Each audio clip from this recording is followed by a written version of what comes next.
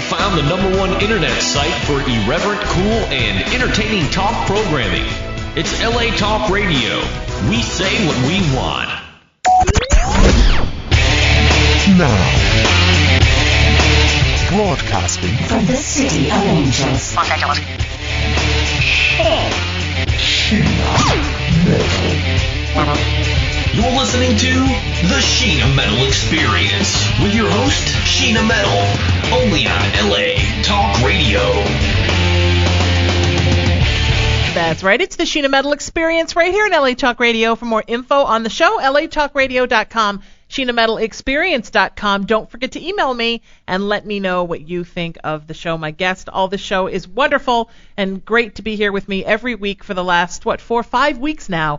I have featured one of the amazing cast members from the fantastic Queer as Folk and the Rise and Shine convention, of course, happening in June. I will be there moderating. And you, Scarecrow, I've known the longest.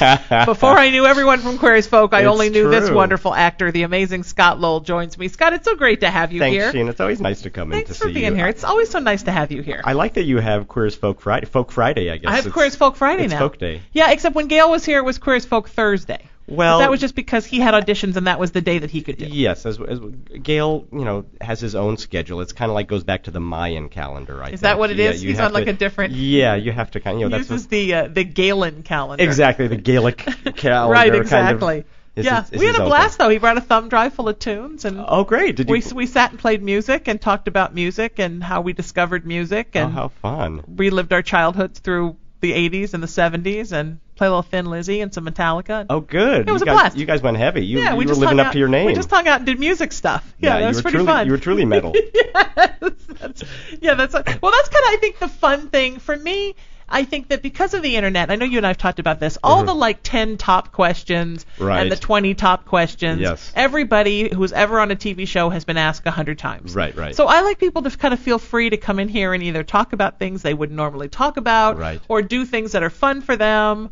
Next time Gail's going to bring a turntable and we're just going to have we'll spin some vinyl. And oh, my goodness. That's the fun and that's the nice freedom that I have here. What I love about where I work is that I don't have to ask them those 10 questions. Right. Because haven't you answered those questions 100 times? Yeah, a lot of them have been answered already, and I always have a problem with any top lists anyway, and I've always kind of said that because I feel like it changes for me all the time, Right. And there's so many wonderful things out there to pick like one book or one record or one film that's your favorite I always find that really hard. It kind of makes me sweat inside a little bit. Right. It's the pressure. It's right. pressure. It's like trying to push a basketball through a straw. Yeah. Suddenly it's like, no, I can't get it all through. Exactly. There's just too much. So, but since we're talking about music, let's talk a little bit about that. Sure. Is that a part at all of your artistic past? Did you sing? Have you done musicals? I did. Yeah, I was. It will be no wonder that I ended up doing a gay TV show.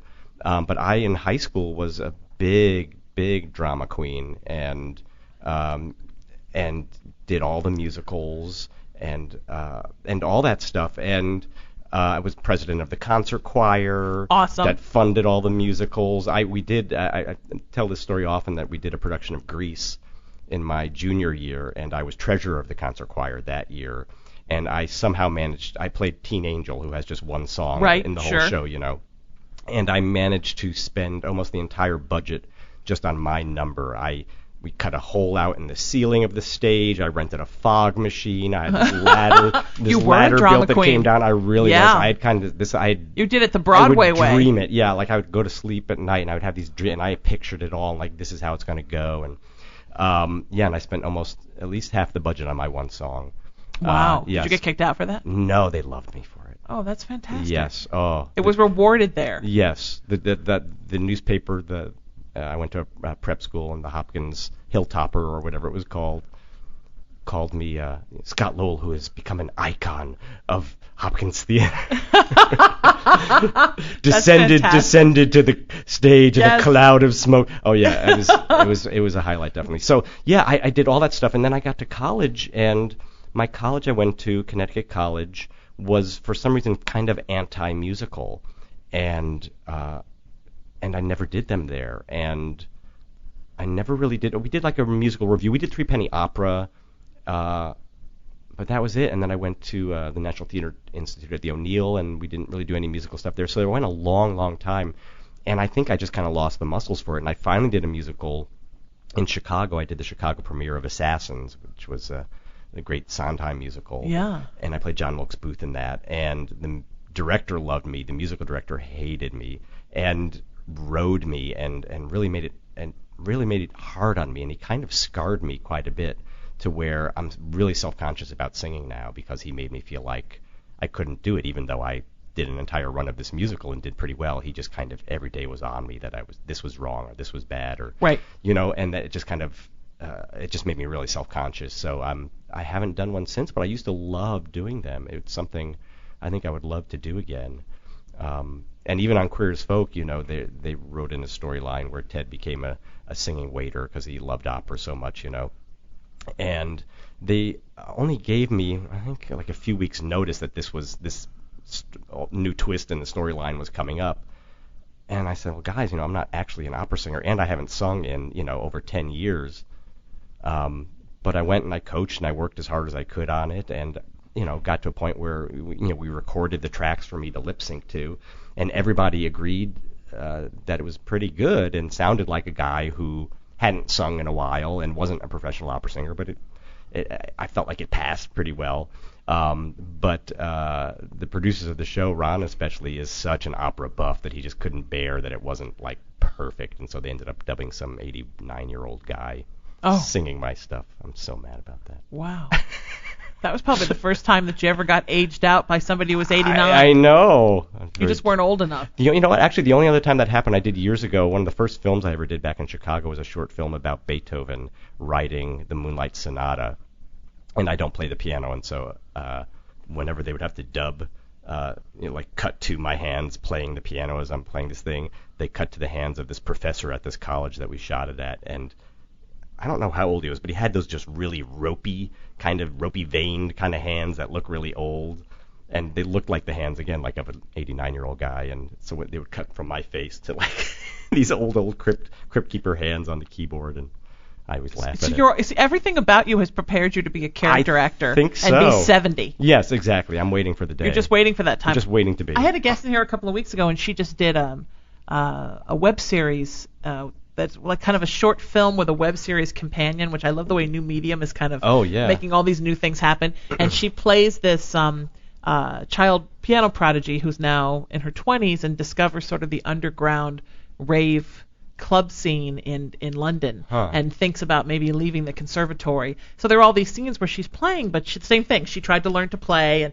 learn to play well enough that they could shoot her head. Right. But then they had another like classical pianist sort of sit under the piano in her lap and then kind of put her hands up. That sounds like a fun night. That's a little crypt keeper, isn't it? Yeah, that's a little crypt keeper. That sounds like a good Saturday night. Lost Queers folk scene. Exactly. But that's a little strange. Yes, it's a little. So there's all these little strange ways that we get to what we have to do with the music. Absolutely, and all the kind of the fakery that goes on. But yeah, I do miss it. I will say I used to really love doing those things. There's a magic feeling to musical theater. It is, and when they're good, there's a lot of bad musical theater, and I haven't jumped on board a lot of the kind of more pop stuff that's out now. I guess I'm still old-fashioned in terms of the musicals I like, but like Sunday in the Park with George is one of my favorite plays, let alone musical.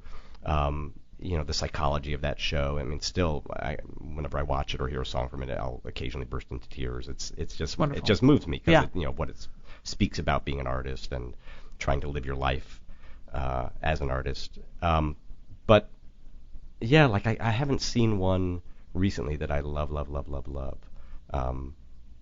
I'm hopefully one day I'll do them. I feel like I could right now. I could do like the Barry White musical because I've got right now.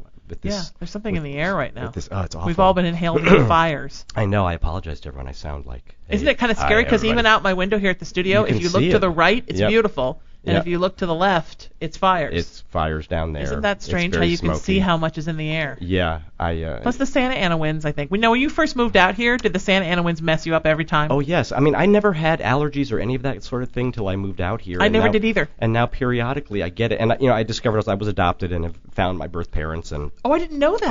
Oh, that's all. We Is can that, talk. We can oh, talk about that. Is that recent that you found your parents? I found them in '99. Oh, not recent. No, okay. not recent. It's been a while now, but they, I'm still. My birth father passed away a few years ago, but I'm still talking to my birth mom a lot. But that was one of the things I discovered early on, and she, in terms of the nature versus nurture stuff, the nature side of it is that she has terrible sinus kind of problems, and especially in the spring, gets allergies and things. And I've kind of thought, pshaw, no problem. But yeah, it's really affected me. And so, like a day like today, I told you I went out on a run this morning and just huffing in all that lovely East Side LA air has just like left me sounding. I mean, I guess it's kind of sexy, but right, yeah, well, it's kind of sexy. Yeah. But that's interesting because we have the same sort of. I think part of it is your genetics, but I also think part of it is that when you grow up on the East Coast like we did, we're both Connecticut kids. Yes. And then both lived in Illinois for a while. Yes. And then luckily for you, you didn't live in Baltimore at all. No. But you did play John Wilkes Booth. So I that's did, almost so it's close very enough. close, exactly. And then I came here when I was 13, and I had never had an allergy. I was one of those kids that almost never got the flu. Right. And about the first 10 years I lived here, I was sick all the time. And I just think there's different spores and flora and fauna and really weird something stuff out different. here that we're not used to, and fungus and all this stuff that comes out of the ground. We didn't grow up being used to it. Absolutely, and I still like. I mean, there's a very odd thing. I'm kind of convinced to this day. I think I'm allergic to the fox lot because both times when especially when I did the two Bones episodes over there, I got this terrible sinus infection over there, and I'm convinced there's some bush over there that. Or maybe it's like all the stuff they use to make the bodies. It could be the chemicals It could and be the all stuff that they stuff, use all to the goo, recreate all the goo. I don't know what it was, decomposition. but invariably I got like this terrible sinus infection. I used to wonder that all the time about people that worked in creature shops. Like, they what's it must like to inhale that glue all that, and that polyurethane, all that stuff all the time? Yeah, that would be a good study for you. You should work on that. I think in all my spare time. Yeah, you could I do should that. start studying the history of people who get sick. Exactly. And I could have my own class action, like the mesothelioma people. Oh, perfect. If you worked around fake dead bodies. all of Rick Baker's, creature feature people. Right. Right. Oh. Have you made monsters? Did you make Gremlins? You may be entitled to a cash payment. Exactly. I love you on Bones. I wish you were a regular on Bones. Is it okay that I say that out loud? Yeah, please. I love your character. I would love I just had Michael Grant Terry in yesterday. He's one of my really? regulars here. Oh, wow. And he's amazing. Yeah, he's terrific. And he was talking sort of about how like a lot of your job when you're doing Bones is to sort of have to memorize what you're talking about, so it seems like you know what in the world you're talking about. Yeah, absolutely. But the woman Donna over there, who's their technical advisor, I think that's her. It's been a year since I've been there, but she's terrific, and she prides herself that their show is like the number one in terms of getting everything right in terms of the science. I guess there's somebody out there who does follow these things. Yeah. And that is, because you can't. And I'm that way too. I can't memorize something until I know what it is I'm saying, and if I can't understand what I'm saying, so you really have to know, like, what is the plantar fascia, like all these these little medical terms. And with you, it's feet. And how much was time all in your feet. daily life do you really think about feet? Very little. Your autobiography could be called Meth and Feet. Meth and Feet, because exactly. those are the two things you really had to learn about. Exactly. for acting. Yes. And John Wilkes Booth. No, I bet you were an amazing John Wilkes Booth. Well, thank you. I think I was. I can't imagine him singing. Oh, it's great. Yeah, he has a great song in there where he's stuck in the barn and all the soldiers are outside and he's deserted, and he sings this whole song about, how he did it for this country, and it's this really amazing song, and then he kills himself at the end of it. And it's terrific. I have this strong memory. I was just talking with a friend of mine who was in town from Chicago who had been in Assassins with me, and I was relating the story to him that I had we had a weekend of a 2-show Saturday and a 2-show Sunday, and we'd done the 2-show Saturday, and through various course of events, my 7-year girlfriend / fiance at the time, we ended up deciding to split up that night, no. and I had to go in the next day and do this matinee, and it was one of the hardest things to get through. I've had to do pretty much the first thing I have to do in the show is sit there and sing this kind of suicide song, and I got off stage and I just could not stop weeping because I'd been trying to hold it together to get the show done. And God bless America, water has come. Here comes the water delivery girl. Thank you, Ronnie, the Thank water you, delivery girl. Is it? But isn't that's a hard thing, right? And that's the interesting thing about being an artist. I think, and one of the hardest things is that no matter what's going on in your life, you still have to show up and entertain people. Entertain and try to put it aside and put that out of your mind. But it's hard. And my training as an actor is such that you have to use a large part of yourself. And if that's there, it's there. Hopefully it's appropriate. If it's not, then you really have to work to kind of get rid of it. But that case was very difficult that day. But anyway, it is. He actually sings a really beautiful song and a few other beautiful songs, kind of some lovely ballads about how wonderful guns are and things like that. It's a very sick, twisted little It's show. interesting when you think about it, because I think we grow up thinking that he was such a villain, and certainly he was a disturbed person. Yes. But he was kind of like a 19th century Timothy McVeigh. Like, he really believed that Absolutely. everything was messing up the country, and this is how he was going to fix it, that if he just got rid of Lincoln, Absolutely. then the South could rise again, and everything could go back to the way it was, and nobody would have to give up their slaves, and that he was defending our country from terrorists. Yes. But he thought the terrorists were the North. Yes. I mean, it's kind of frightening how little history changes, but he was someone who that was his cause, and he believed in it 100%, and was willing to die for it. And it's in some ways,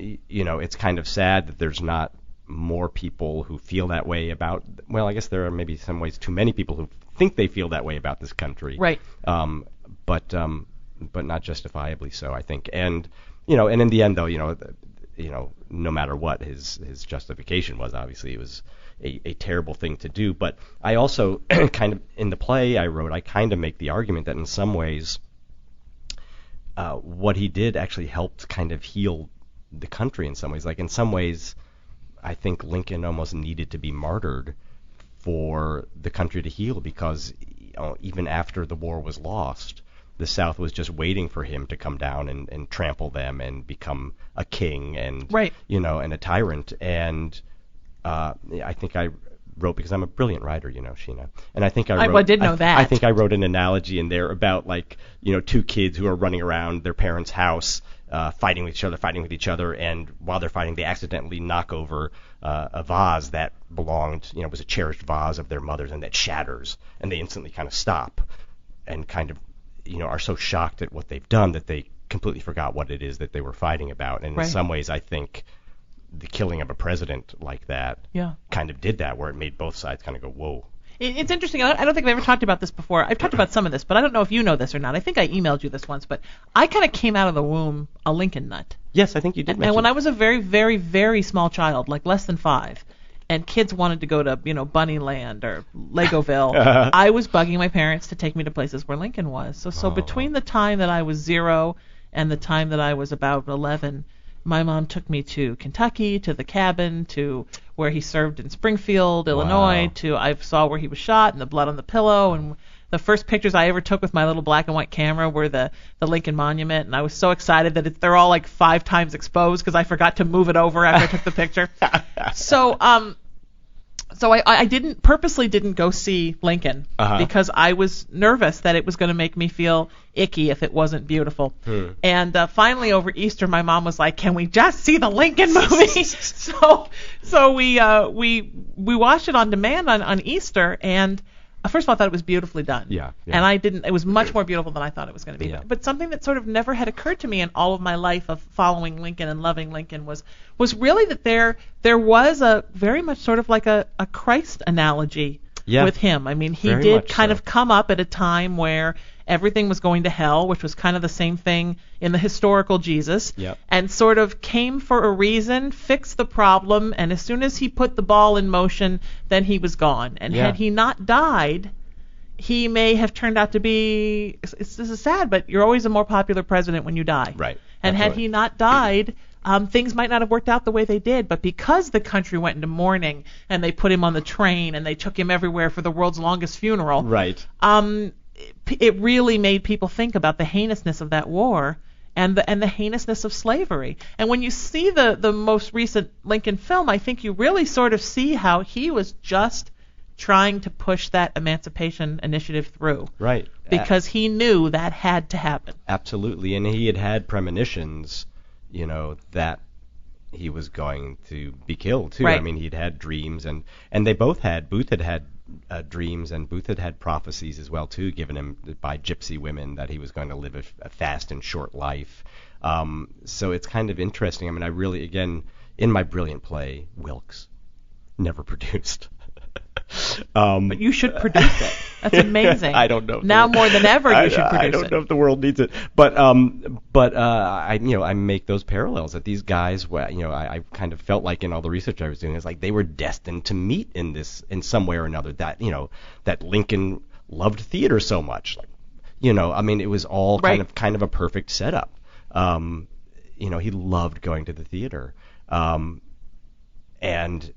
even within Booth's family, I mean, he was kind of the only one really that was a true Southerner, because they grew up in Delaware, and that was kind of, Right. and in Maryland, and that kind of border state where you could go either way, and Right. So And people did. I mean, growing up there in northeastern Maryland. Yeah. For my last stop as a kid before we came out here to Los Angeles, every historic home, every other historic home was, the attic was where they hid the Southern soldiers. So really, it was Yeah. technically it was a northern state. right, But it was so Southern sympathizing. so Southern. And if you talk to, first, second, third, fifth, 10th generation Baltimoreans, and you tell them that they're from the North, they will correct you. Wow. Because they're proud to be sons and daughters of the South. Oh, that's interesting. So they really, really consider themselves Southerners. Yeah, it's a pretty amazing thing. And did you ever read the book Confederates in the Attic? I have not, no. Do you know about that book? No. It's I'd read it just a couple of years ago, and I guess it was already 10 years old by that time. I thought I had discovered some new book, but it had been out a long time, and I can't remember the author's name. I'll have to look it up. But it's an author who kind of similarly was a big Civil War nut, like yourself, had like Civil War wallpaper in his room as a kid. And Me all that too. kind of I had stuff. the whole Civil War bedroom. Yeah. So he kind of goes down south, and I guess it was in the late 90s. I think he did it, and kind of travels around visiting all the major battle sites down there to see like what are almost 100 years after the war, or more than 100 years after the war, rather, like almost 150 years after the war. What are the state of things? How prevalent is the war still down there? And he ends up hanging out with a lot of reenactors, Civil War reenactors, and it's a pretty fascinating book to see like it still resonates so much. Yes. Absolutely. In so many places down there. And some places that are more surprising, again, places that are closer to the north in Kentucky, things like that, I think he found the most difficult in some ways. But the Civil War reenactors are amazing and hilarious, and the things they go through, and that whole cult of getting it right and being really accurate in your clothing. yeah. And if They're you're, fantastic, And if you're right? not, I mean, you're really snubbed if you have if you get some kind of modern cloth, to make your Right. jacket Yes, out of. And if exactly. your buttons aren't authentically made of bone or what have you, you're really, I think they call them farbs, whatever that is. Right. And they all have their specialties. There's one guy who's really good at the bloat, he calls it, which he can somehow puff himself out to look like he's been a body decomposing. I mean, it's a really wonderful That's book, but fantastic. you might like it because it's really it's a really kind of fascinating study about. Well, and I all that remember stuff. going to all that. Do you remember that as a kid in Connecticut? Oh, sure. Going to the Civil War reenactments and the Revolutionary War Revolutionary reenactments? a lot more, and Yeah. going down to Williamsburg, Virginia, too. Oh, and, amazing. all And those- Jamestown? Jamestown. Amazing. Yeah, all those, where they're still living like it's 1692. Yeah. Have Yeah. you seen that? Somebody just yesterday saw, I guess it was an article on the internet that they read to me that they found bones in Jamestown that they think were cannibalized. Oh, yeah, I just saw the headline of it. I didn't Yeah. read the article. So- like a little girl had been... Somebody ate a little girl. Well, they were hungry. It was Slim Pickens. And she's fresh. It makes you wonder if maybe that's what happened to the lost colony of Roanoke. Oh. Remember they never could that's figure right. out because there was no disturbance, nothing was moved, food was still on the tables or whatever food there was. Interesting. Once you have, it was just a barbecue. It was just a barbecue. That's why there was no remains. Wow. See where we go when we start with bones? Oh, man. So why have you never produced your play? I did. I did a few readings of it back in Chicago years ago. I think like 3 or 4. And the last one I did was for the literary staff of like Steppenwolf and the Goodman and like Sure. all the big theaters in town. And it went really well. And kind of the universal response, everyone's like, we really like the play, we like the writing in the play. The subject matter is just not something we want to deal with. and I just got very cranky about it, and I was like, well, I think forget the it. subject matter is I don't wanna so put much it- more important now than ever. Yeah, maybe it is. I mean, I haven't looked. I should look at it. I mean, my memories of it now, I feel like it was a little bit too much. It kind of, especially as I've learned more about, and going to see more plays, and I learn more about writing as I go along. I think it was a little. I think I overreached quite a lot in it. I tried to, encapsulate too much of his life and his story in it. I kind of said it that he's in this limbo where he kind of has to keep playing through his life over and over again until he gets the ending, the hero's ending, because he thought he was going to be treated like a hero. He thought in doing this, Right. he was going to go down south and he'd be carried on the shoulders of all his southern brethren, and they're going to start the war back up, and he was going to be Right. Well, but you a know hero. what? He may very well have been. Yeah, Had things gone differently. Yes, absolutely. Or had it happened before the emancipation passed. Yes. I mean, all different things, all different time. Absolutely, and there, he had other he had tried to kidnap Lincoln once. His original plan was just to kidnap him to use him as a bargaining chip because what was going on. This has become a whole show about. Oh, this is Booth, fantastic. but he was going to, all the prisoners of war. Kind of the feeling was that the North was able to continually build up their armed forces through immigrants coming into the country. Whereas the South had a very limited number of soldiers, and the Irish. Exactly, and as the prisoner of war camps kept building, the South was running out of soldiers, and that's what was happening towards the end of the war. And so Booth thought, if he could kidnap Lincoln and use him as a bargaining chip and get all those Southern soldiers freed, they could replenish their troops and they could keep fighting and take the day. And that was his original plan, and it failed. He continually surrounded himself with knuckleheads, I think one could say. Right. Well, I think whenever you have sort of that terrorist mentality, there's a lot of people in there who just want to fight to fight. Right, exactly. I mean, there's a lot of people who are just crazy. Yeah. But then there are also people who are considering themselves very much to have a political agenda. Right. Sometimes it's crazy, and sometimes it's not. And you can very much say, well, the South was wrong and the North was right. And certainly I'm a Lincoln lover and I'm a Yankee, so of course I believe that. Right. But also, I'm Irish, and I know that a lot of the Irish who were fighting against the English and were considered terrorists and were considered criminals, and they considered themselves to be political prisoners. Yep. Because basically somebody changed the rules of their land and they just wanted to go back to the way it was. And whether it was right or wrong, I mean, certainly slavery is very, very wrong, but for them, that was their way of life and that was their livelihood, and somebody was taking it away. And it's an interesting thing. And I'm a Yankee, but my mom is from Kentucky, so I'm a granddaughter really of the South. Wow. And so I'm not saying that there was anything right about it, except that I understand that their mentality was that they were fighting for their way of life. Was there a fight within your family about that? No, because my mother was orphaned. My mother was adopted. And so my adopted grandparents were my grandfather was born in Oklahoma and then relocated to Poughkeepsie. Oh, and my okay. grandmother was from Poughkeepsie. Oh, okay. So, no, there was never, but I can tell you with her birth family, whom I have met a few times, I certainly think that probably, they think the There's some Emancipation issues. Proclamation was a major problem. Interesting. Yeah, I mean, they certainly in the South, they still have that feeling. It was the Obamacare of its time. But it definitely was. So where were you? Are your birth parents were from the Connecticut area? My birth father actually was. My birth father grew up in Waterbury, Connecticut, where my dad worked at Waterbury Hospital growing up, as I was growing up, oddly enough. And he grew up. His father, I guess, was a Romanian Jewish immigrant who started making ladies ready-to-wear clothing and selling it from a pushcart in Brooklyn. Okay.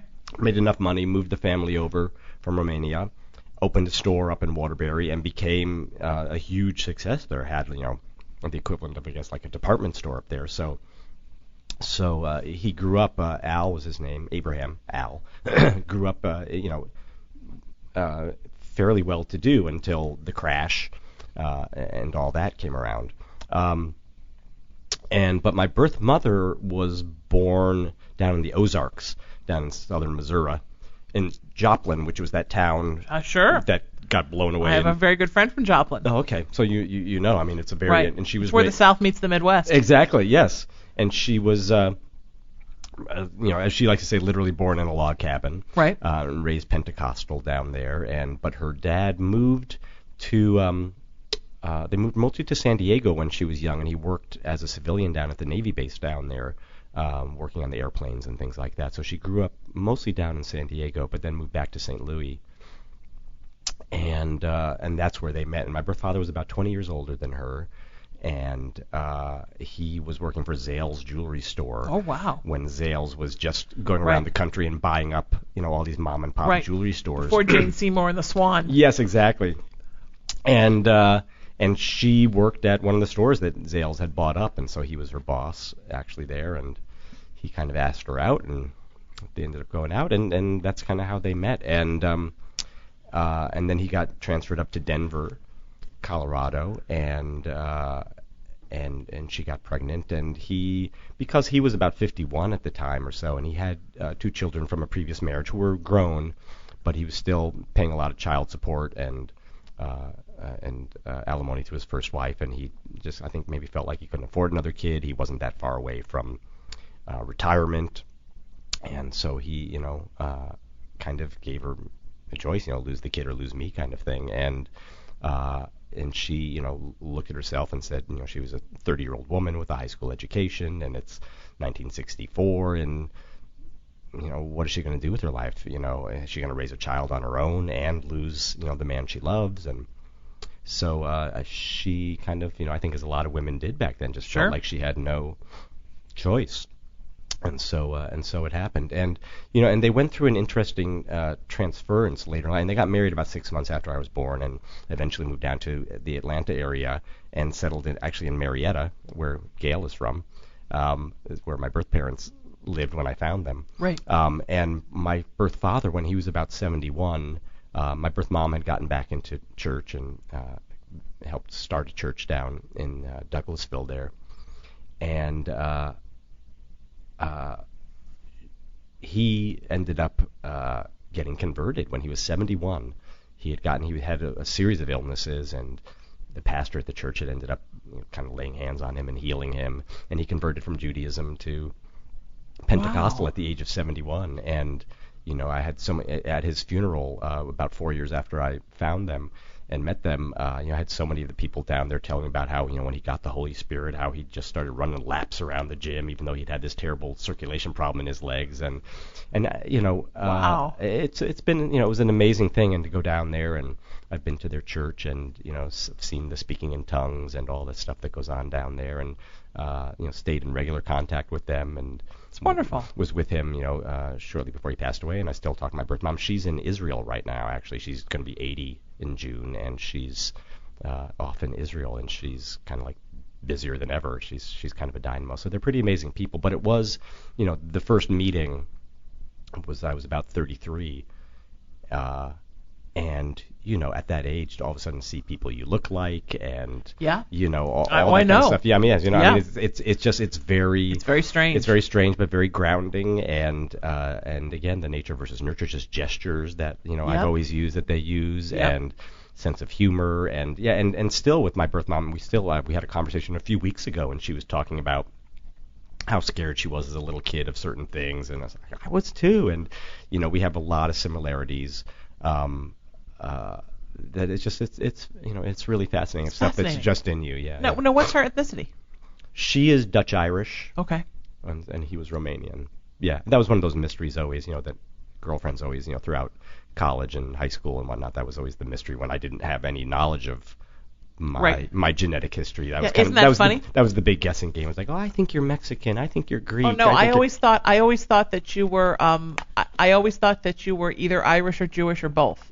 And every time that I would see you, I would think, is he Irish or is he Jewish? Because sometimes I would think yes, then I would think no, and both. And then you were now, right. were you raised Jewish? I was raised Jewish. Yeah, because Al had arranged the adoption, and he had arranged it through a Jewish adoption agency in Denver.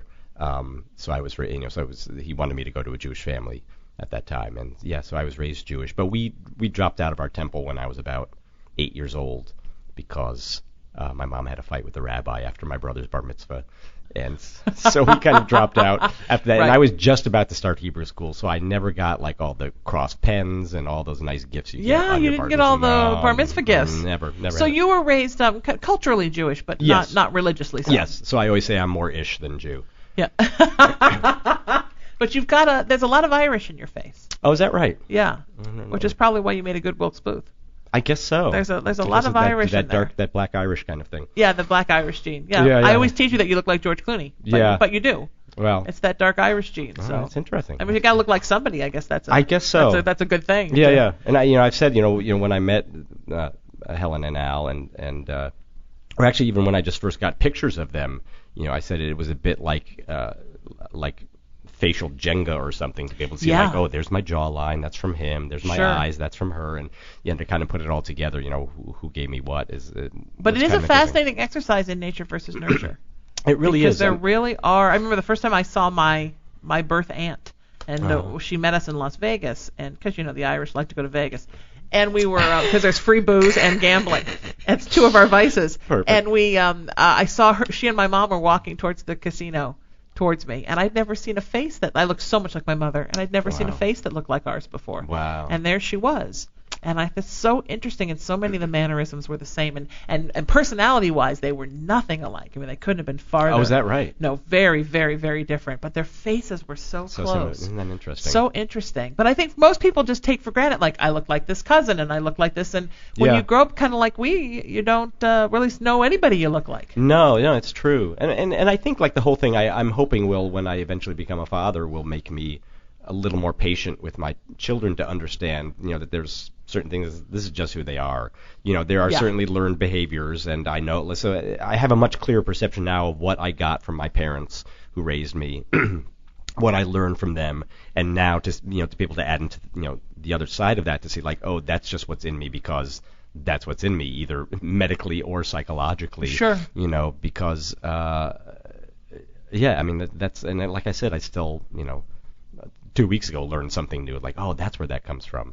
That was just in me because my parents who raised me weren't scaredy cats. Right. Why was I such a scaredy cat as a little kid? Why did I have to have that night lighted? Why did I have the door cracked open so the whole light could come in? and the fascination with John Wilkes Booth, and here you were, a good Connecticut boy, a good Yankee like me, but also a grandson of the South. Yeah, exactly. So you've got that in you too, and I do think that kind of thing sort of lives inside of your soul. I think you're right. I think you're right. And it was because I did get to go down and spend a day after Thanksgiving. My brother lives in St. Louis, as I said, and I drove down after spending Thanksgiving with him and his family. I drove down to Joplin, where they were with her family down there, big family, including her dad, my birth grandfather, who was still alive at the time. He was 94, and I got to meet him and have him tell me about farming back during the Dust Bowl and all this kind of stuff. And he's resilient people, and it was like,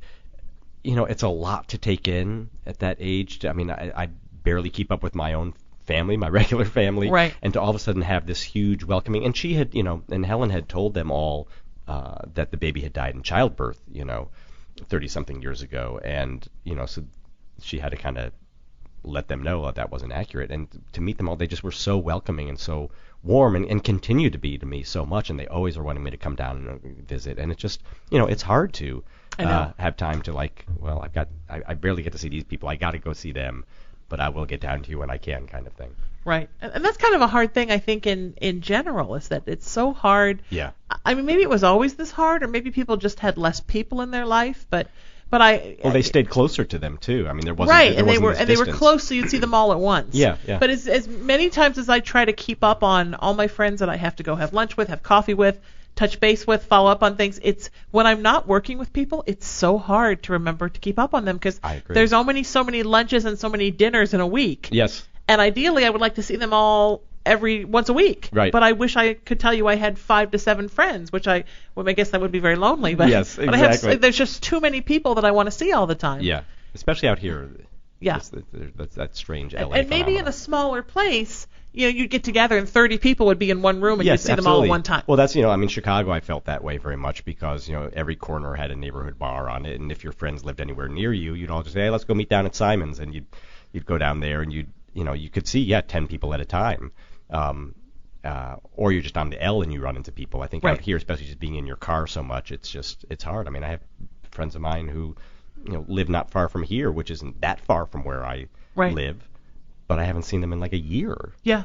Well, and even all of you from Curious Folk that tried. I know you guys try to get together absolutely for events and stay together and get together for it, but it's hard. It's hard, and I certainly have worked at it over the years, and it just takes an effort. You have to kind of make it a priority if you want to, and I think as we've each gotten busier and busier in our own way, it's gotten harder and harder, and kind of moved on with other projects in our life. But if you make it a priority, it can happen. And when we do see each other, it's great. I think it's wonderful. I think it's a beautiful thing about art when you pick up family as you go. Yeah.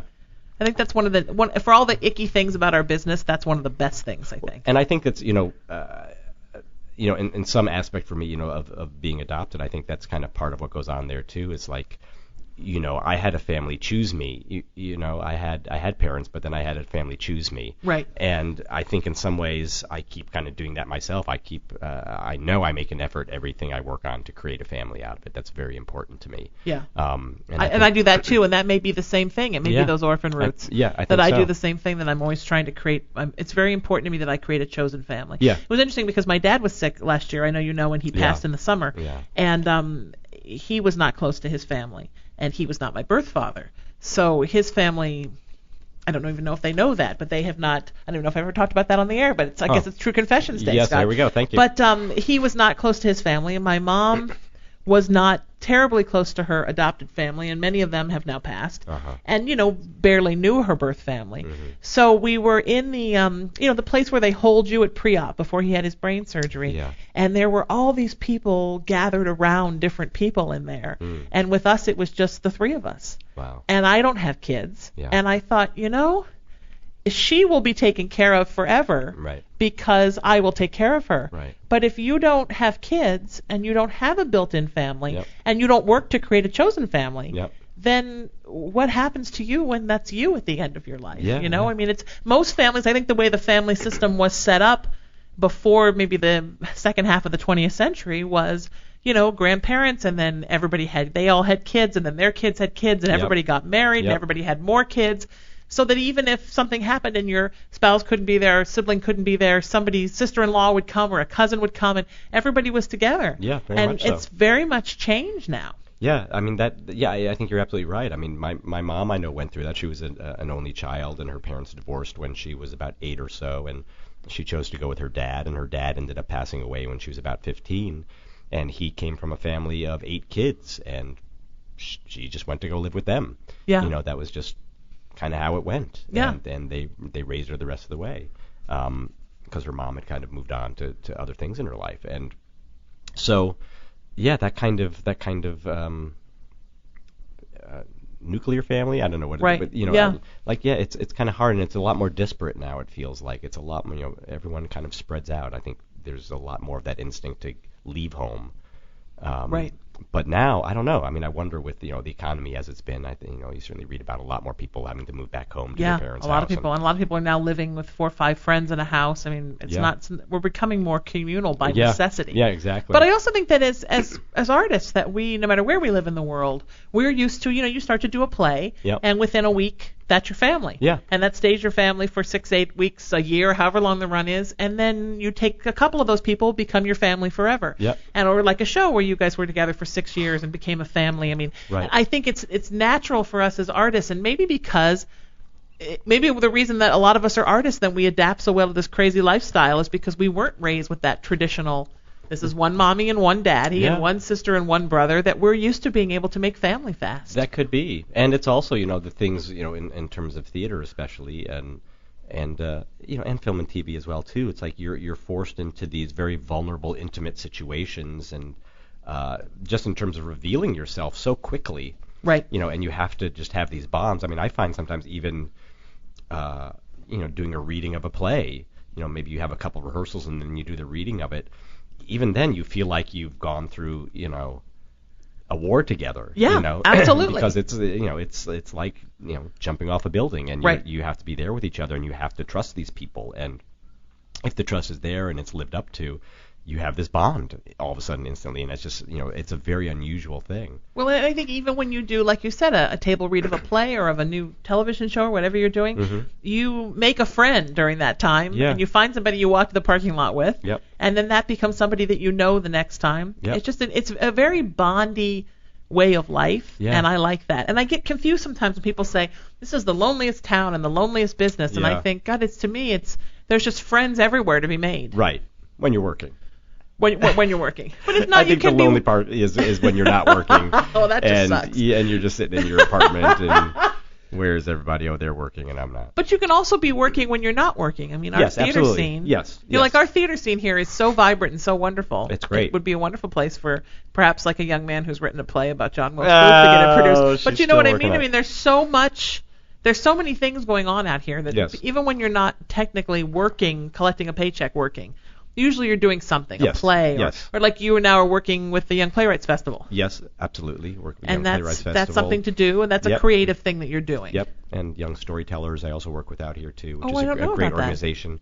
Young Storytellers is another wonderful group, but you can all look them up online.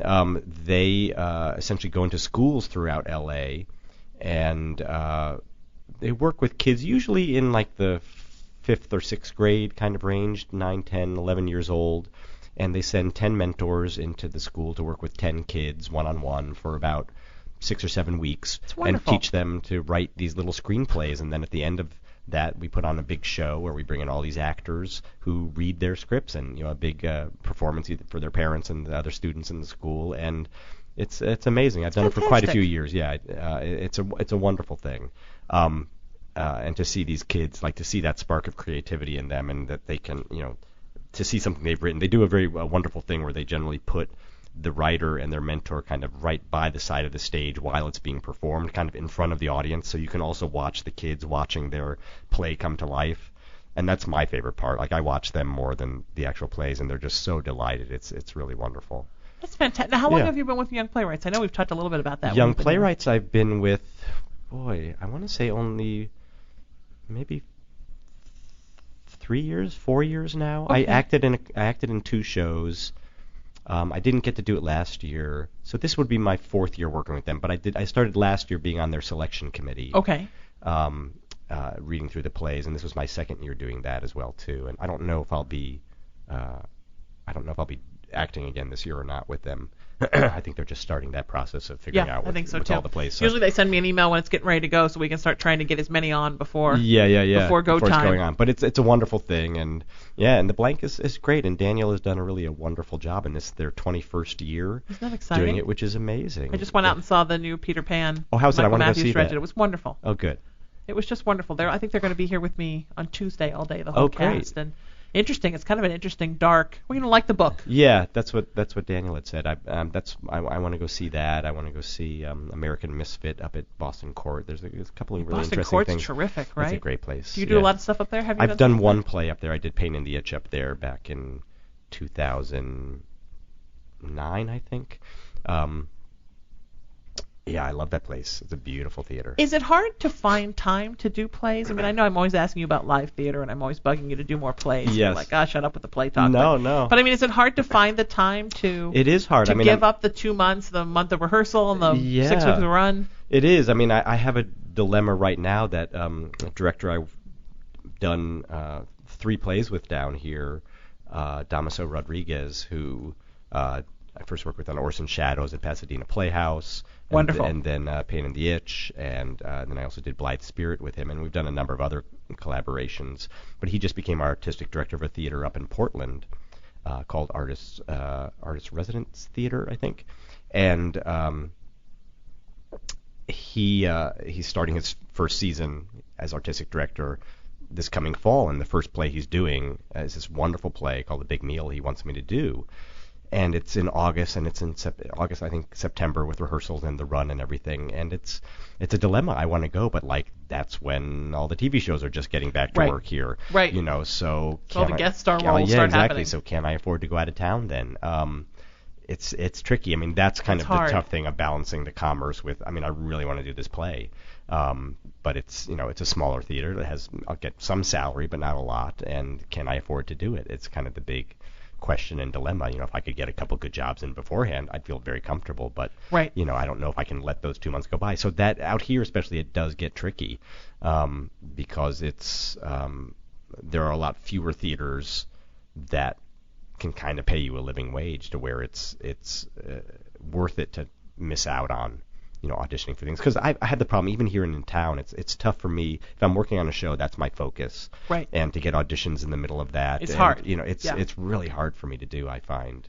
I mean, you do it, you have to, but Right. it's you it's learn difficult. to switch. I did a play at the end of 2012, and it's you have to get used to. I had to get used to switching from this to that. Oh yeah. Of being here and being this, and Yes. then going there and doing that. that must have and been it just takes you a while to sort of get used to splitting your brain in half. Yeah. And then it's okay. Yeah. But I think the rehearsal time sort of gets you used to that switch. Yeah. And we did an interesting thing where because of my schedule, I did this during the week, and the two of the main leads rehearsed during the week, and the rest of us all rehearsed on the weekends for me. Oh, So smart. because we were all on stage so much of the time, so I didn't really have to start doing the switch until shows. Oh, that's great. But it was, you do what you got to do. Yeah, But it is yeah. hard because your head wants to be. There's something about a play, right? Your head really wants to be in it all the time.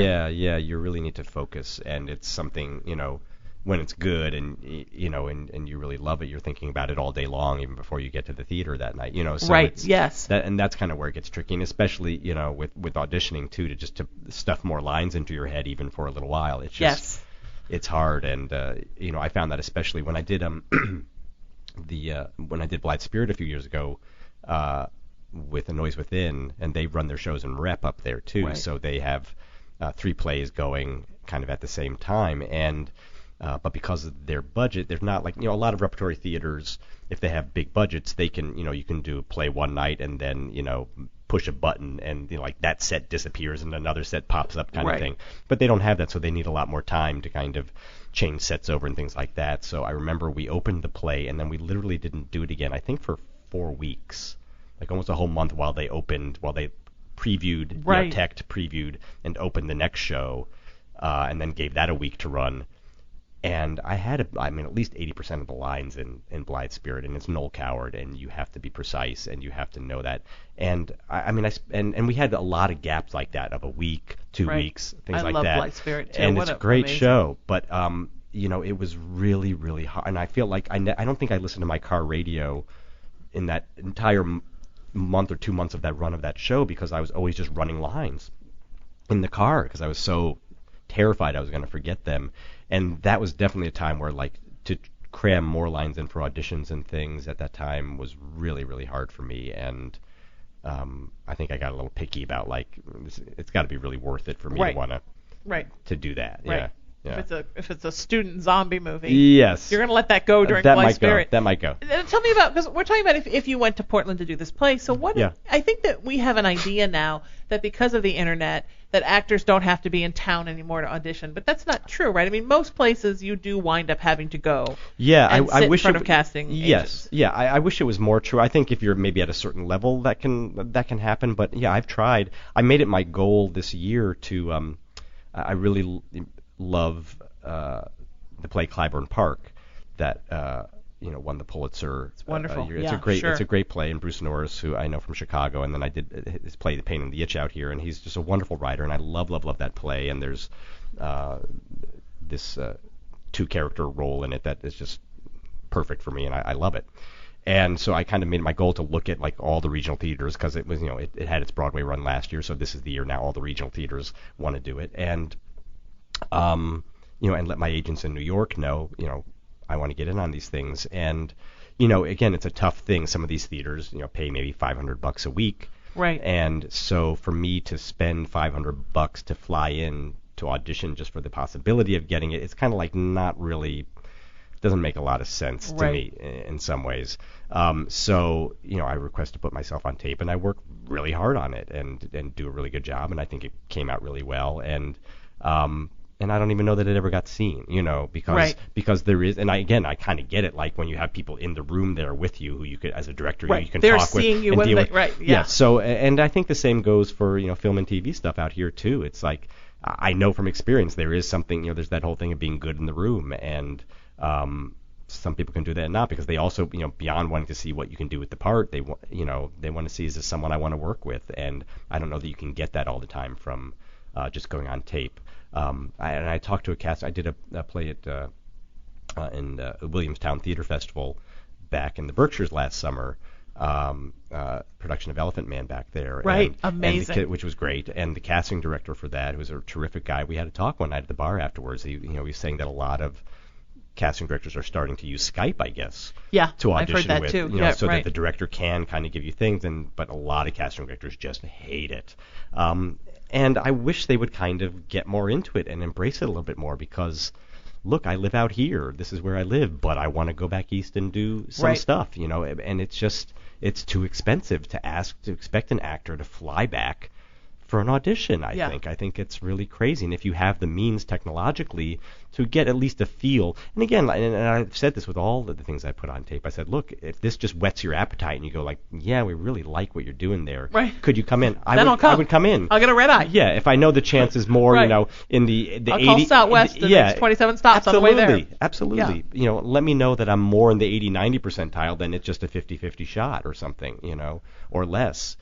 For me to spend this kind of money. Yeah, 'Cause, I agree. So Well, and I think it also depends on who the casting agent is and Yes. I have an actress that does my show on a regular basis, and she was talking about how she got a voiceover part in Life of Pi. And basically, in the middle of it all, she did it here, and she did sort of an audition with Ang Lee, and then she had to go to New York. And she thought, and they called her, of course, right when she got to New York, and she thought, well, that's the end of it. This isn't happening now. Right. And they're like, no, he'll Skype with you. Oh wow. And so he did a Skype session with her from New York and had her lay down what he wanted, and then it wound up making it in the movie. Wow. So it just depends sometimes too with who you're Absolutely. and where they're at with the idea of Skype and Yeah. things being done. Because certainly look at now voiceover artists. Oh, Are yeah. doing so much from just everyone has from a home studio. from a closet in their Yeah, house. you send Absolutely. it in and then it's rocking and rolling. And so Yeah. I think eventually they're going to get to the point where they're okay with that. Yeah, I hope so. I mean, I had an audition out here just the other day with, and the casting director was a little older, and she's like, "Do you have your headshot and resume with you?" And I said, "No, I mean, I just don't bring one with me anymore." Right, You know, 'cause it's just- already been emailed in. It's emailed in. It's on. You know, I said, "No, I'm kind of new school," and she's like, "Oh, well, I'm old school." I said, "Well, I get that. I guess it's nice to have something concrete in your hands." But yeah, I mean, so there's still people out there who just really want to do it that old Yeah. way, where you know. And You would think, and I'm not a casting director, so I should probably shut up, but I am a talk radio host, so I'll keep Exactly. talking. You would think that that from a casting agent's perspective for film and television, Yeah. that they would rather see what you look like Right. on video Right. than to have you sitting in front of them. Well, that has changed, at least in terms of testing for shows now, which is great, because you know you used to, for forever and ever, when you would test for a show, you would go into some room somewhere, you know, at the network or at the studio's headquarters, and you would sit in front of, you know, a lot of people in suits who are accountants and things, and you would act out the scene from this television show in front of them, and they would watch you, and it's always a very strange experience. Yeah, you know, sure. Especially if it's a comedy, because they don't laugh, because they're kind of like, I always said, it's a bit like, you know, going to like a horse sale or something, where they're looking at your teeth and they're checking, you know, they want to see, like, you know, can this pony run? Or They lift up your tail. Exactly, they lift up to your make tail. sure that Yes. your anal glands look Exactly. okay. Right. Mine look amazing. Right. Yes, I know. Mine are in good shape too. So it's really, really peculiar. But the weirdest part of it has always seemed to me, it's like, well, this is stuff we're doing on film. Like, what is this telling you? Yes. But so they have started, finally, now they do just tape them. Right. And then, pass them on to people and pass them around. And don't you also think, because we know that a lot of the casting agent's life is the actor coming in and really trying to sell themselves, Right. and doing more than just what's required and Right. what's on the page. Yes. That wouldn't it be easier as a casting director if you never had to see any of these people that you profess bug the hell out of you? Right. And you could just sit in your little office and get your email submissions, Yep. watch who you like, Yep. and then maybe for the last callback, Yeah. bring back some people you want to meet in Yeah, person. I would think that they would be so much more cost effective and convenient for them to do it that way. I would think so too. I think there's, and again, I get this too. I mean, I think, good casting directors are some of the most creative people in the industry, and I think there is an element where they like to be able to work with you Sure. in the room too. I think that's the only thing. And sometimes, I mean, I can make some good choices, but they're not always good choices, and it's great. It is often great to have somebody in the room to say, okay, good, but let's try to. I think it's a little more this. And you go, oh, because you sometimes don't have all the information you need just from the piece of paper in front of you, and you need to have someone explain things to you or know the nuances of something. or especially styles, of shows if you haven't seen them. Yeah, I guess that is true. That sometimes they want to kind of coach you through the audition. Yeah, and if they're good, that's great. I love that. So I don't know if we can completely eliminate it, but I think certainly if the option isn't there, and again, for the person to be there physically, I think there should be some more openness to like these Skype sessions and things like that. I wish there was a little bit more of that. I think there is some out there, but I think there is some too. But there should be. But it'd be neat if there was more. Yeah, because that would be while I'm up in Portland, it certainly would be great to be able to still audition. I mean, it would be difficult then if I got something to have to come down here and Right. I don't know what. But there's so many shows now, right? That tape in Portland. Yes, they do. Absolutely. And there's so many shows in Vancouver, and you're, 2/3 of the way there. Not too far from there. Yeah, I know Dean Devlin has been a big proponent of who Leverage was his last show, and right. I know Grimm Films up there. Grimm Films up there. So a lot of shows are trying to get more of an infrastructure up there, kind of like what they were doing in Toronto years ago. Right, and then in Vancouver. Yeah, exactly. And now they're doing it in Portland. Yeah. And when is California going to realize that oh my God. If we just offered maybe 2 or 3 incentives, right, we could help our own economy? Well, it's part of the reason I'd like to go up there and work too, to kind of explore that. Like, what is it? Maybe I'm done with LA. Maybe I should become a Portland actor. Do you think maybe sometimes you're done with LA? Sometimes I feel LA is done with me. Oh no. Do you think that you're? It's funny because I was, Okay, this is like a long story that probably is boring, but I was at the eye doctor. Oh, here we go. And somehow we got on the subject of my age, mm-hmm. and how it seems like sort of, everything fell apart in the last 2 years, and I'm just waiting for it all to fall back into place.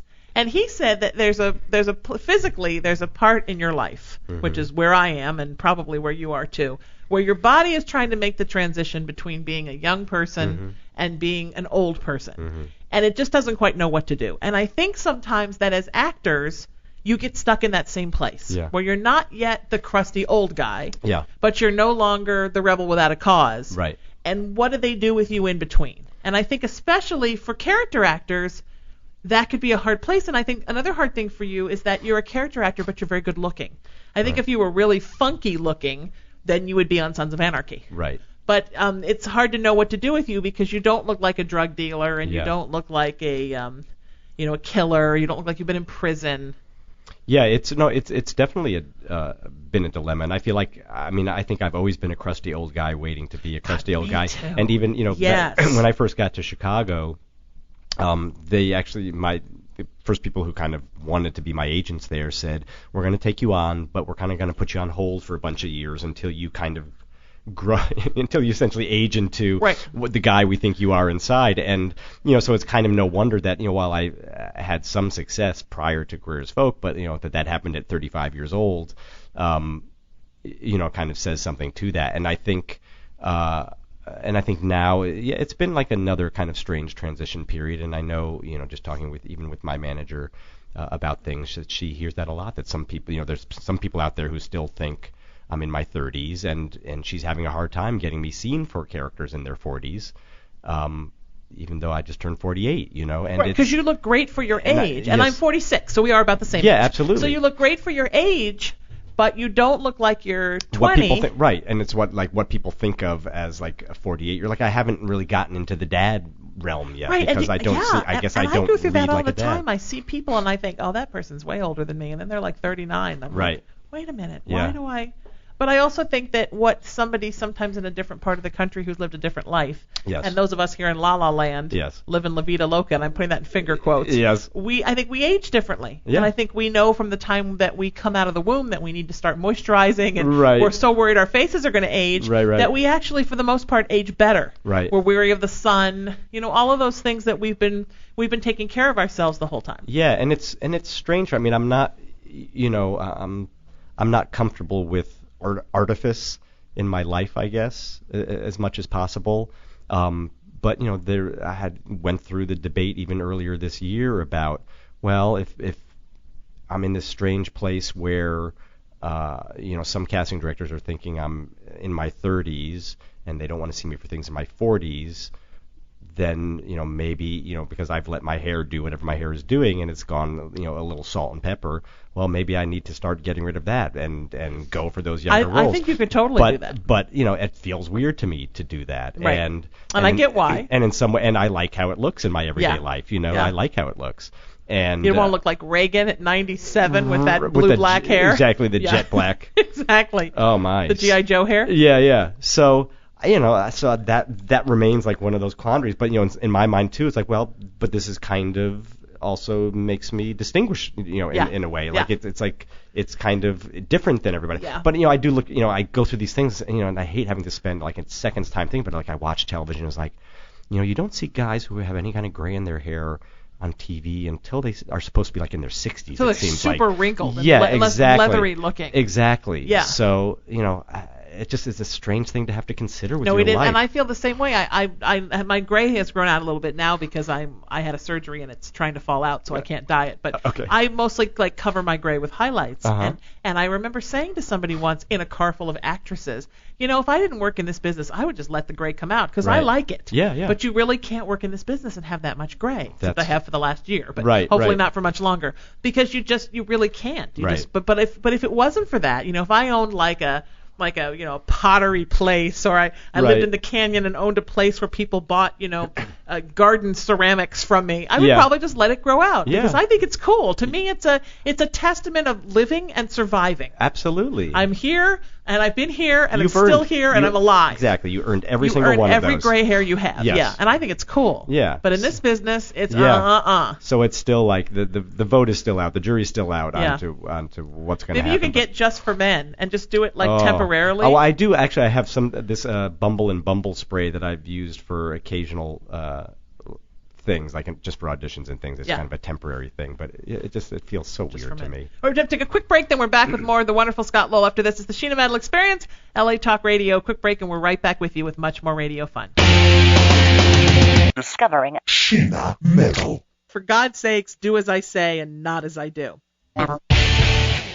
Don't forget to email me and let me know what you think of the show. The wonderful Scott Lowell joins me all this show, and we're talking about many things, including, of course, the upcoming Rise and Shine convention for the Queer as Folk cast in June. Very excited. You were talking a little bit about right before we went to the break, and I wanted to keep talking to you about that, but we obviously had to take the break. Yes. About how different things as an actor, and how before Queer as Folk, your agents weren't quite sure what to do with you because you were sort of like a young character actor. Right. How much has Queer as Folk helped? I mean, is that something that you always have that behind your name, and it's got Showtime, and that's great, so people know you from something, and then they think of you more as a series regular than? Yes, absolutely. No, I mean, it definitely, it's definitely been more of a help than in any way a hindrance, I think. There was perhaps, just after the series, a bit of that, there was a combination of either casting people or producers who had heard of the show but hadn't watched it, or who had watched an episode and got freaked out and turned it off, and so they had their opinion, and so they think they know you but they don't really know you. Or you had the people who would watch the show regularly and then think that's all you can do. Right. So there was a bit of we don't know if he can do this based on the fact that he just did this other thing. And for me, the other weird thing was that prior to Queer as Folk, I mean, most of the stuff I had done out here had been all comedic, but and even though I had a lot of funny things to do on Queer as Folk, it was viewed as a drama, and so I, for a few years, could not get in on any comedies, and it was kind of a breakthrough to find anything comedic that I could do. So there was definitely some transition that went on there, but for the most part, I think it helped. It lets people know, like, oh, he can do 5 years of a show. He's done that, and it was a success, and so it kind of gives your representatives that little bit of power to, when they're talking about you to someone, to say, like, he's not a nobody. You can go see plenty of tape on him if you need to. Right. So I think it's definitely helped in that way. It's interesting because I've learned a lot from doing this show the last 4.5 years, because this is the first show I've ever done that was this guest intensive. When I worked for CBS, it was mostly like, boxers or briefs, you make the call, here's the phone number kind of thing, which is fantastic, but just a different kind of show. Yes. So I've learned a lot in the last 4.5 years about how publicists and managers and agents promote their clients to me, and the different things they'll put behind their name. And it's interesting, if there is a television show behind someone's name, you can pretty much use that to sell anything. Yeah. Do you know, somebody will send me something and say, you know, so-and-so would like to come on and talk about the annual something dog charity. Right. And then in the top subject line, it'll say, Andy Griffith shows so-and-so. Right. Doesn't matter how long ago the show was, Right. that kind You're of sticks associated with behind that. your name forever. Absolutely. And there are people who will click on that and not click on something else. Right. Because they're like, oh, Andy Griffith Show, or oh, Brady Bunch, oh, Star Trek. Yeah. And it helps. And It's- whether we want to admit that about our business or not, it's human beings are attracted to familiarity. Yeah, it's like a dating site or something. You got to do Right. something to help yourself stand above the crowd. And it's interesting. I notice that even, when I read the New York Times and read the art section every morning and read the reviews of plays, they'll always, put an actor's name and then, like in parentheses, what last show they were in. Excuse me. You holding up okay? Ooh. You're awesome to come here in this, with the fires raging. We're seeing the smoke kind of pass across the window, and soon the whole valley will be covered in it. I'm gonna make it through. That's okay. Oh, you poor thing. You're an awesome sport. I really appreciate you being here. My pleasure. Did you have a butterscotch candy from the lobby? Okay, good. We do provide another Ricola. Yeah. It's why the station gets so many great guests. I'd like to say it's the great host, but I really think it's the big butterscotch? bucket of butterscotch candy. Yeah. I saw that I went in our break room the other day, and there were 4 giant, like Costco-sized bags of butterscotch candy, and I thought, that is the secret. That's the secret. Yes. If you put out candy in shiny little wrappers, they will come. It's like my grandmother's purse. Yeah. That's fantastic. All right, I think I'm back. Okay. Wow. Sorry about that. Oh, I'm sorry about that. Did you get an extra water? I did. There's like little grains of dust that are just like Right. living Little bits on of the fire living on the back of my tongue. seeping through the windows. Yes. All right. I was saying something brilliant, I'm sure. We're talking about Queer as Folk and how that Yes. will always sort of live as an actor. Yes. behind your Oh, I name. was saying that in reviews and the New York Times, that they'll, whenever they list the actors who are in the show, they'll always put in parenthesis, what other show you might know them. It's just a Right. strange thing to me that you have to, like, everything has to be contextualized in a way. Right, but it's what it's become, right? Every Yeah. press release has, and this person from this thing, and Yep. this person from this thing. Absolutely. I mean, even something like the Young Playwrights Festival, where they have so many well-known names, Mhm. they will put a credit behind everybody's name, and Absolutely. I do it here on my show website. It has who's on the show, and it has a credit next to it. And Yeah. and we pick the credit that we think will draw the most people into listening to the show. And for some people, they hate it. Like, some people are like, no, I don't want you to put Star Trek. Right. I've done so many things since then, but Yeah. you'll notice when you go to the IMDb, Yeah. they sort of pick and select what they think are like your Known 4 for. hottest things. Yeah.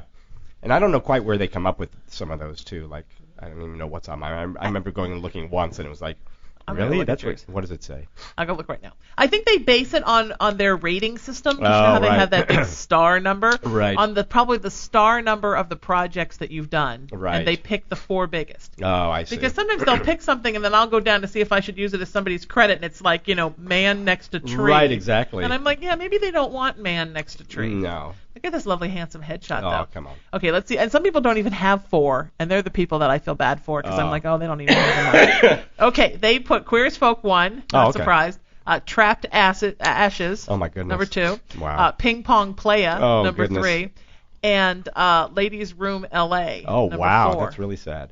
Wow. That was a short film I did back in It doesn't even have a poster. 98. Yeah, it was never got released. But it's probably how many, because I know Ping Pong Play, a lot of people have been in that, had a lot of Yeah. a cult following. Mhm. Probably has a lot to do with how many people have hit those pages. Gotcha. Those are the 4 most popular Star pages. ratings. They're Wow. not what I would do. I, of course, Yeah. would put Bones Sure. second, maybe American Dad third. Sure.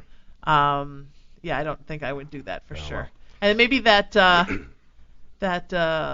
Disney show you just did, or Chicago 8. Yeah. One yeah. of those I would definitely. Yeah. But Ladies Room LA. Things you'd rather be known for. It was a wonderful film. It was all about. I'm trying to remember the plot of it. It was a short film.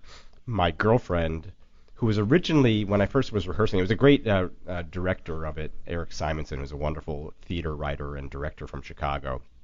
That's why I did it. And originally, the woman who was supposed to be my girlfriend was Heather Donahue, I think is her name, who was in the Blair Witch Project, the one with the snot running out her nose. Yeah. I'm sorry. Yeah. I just want to go home. And it was all while Blair Witch was just about to come out, and she ended nice. up dropping out of the film. So a good friend of mine from college, I was able to get into the film, named Judy Prescott.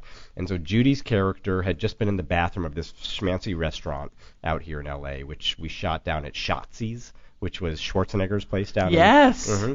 Yeah, wasn't it called like Shotzi's on Melrose or something? Something like that. When I worked on the Stern station, they were one of our sponsors. I remember the commercials all the time. Yeah. Yeah, it was. We're doing a live remote from Shotzi's on Melrose. It was down on, what was in Venice? It was on Maine or Shotzi's on something. Shotzi's on Maine, maybe. Yeah, maybe it was on Maine.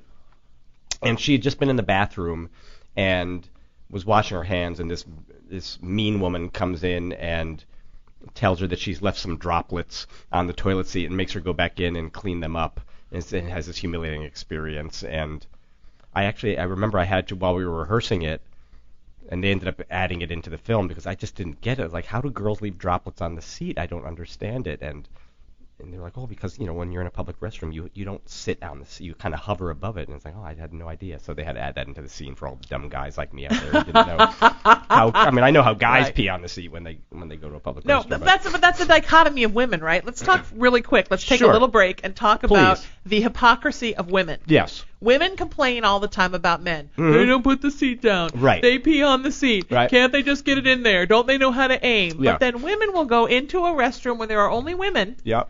And they don't want to sit on the seat because they're scared they're going to get pregnant or get an STD. An STD, right. So they will perch above the seat, and not all women have the dexterity or the aim exactly. to perch above the seat because everybody's urethra goes at a different angle. Right. Then they will pee all over the seat and then leave it for you. Yes.